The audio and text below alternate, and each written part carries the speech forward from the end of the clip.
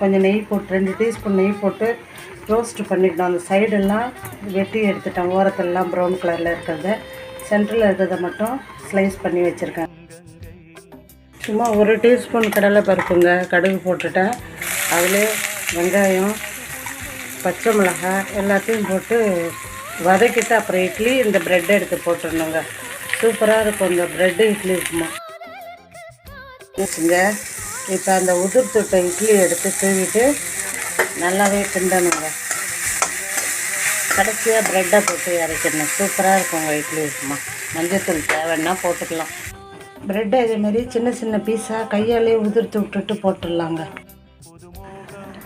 Bread idli upma ரெடிங்க. நிறுத்திட வேண்டியதான். Bread idli upma ரெடிங்க. நீங்களும் இதே போல் செய்யுங்க. சிம்பிளான பொருள் தாங்க. நம்ம வீட்டில் இருக்கிறத வச்சே 4 ஸ்லைஸ்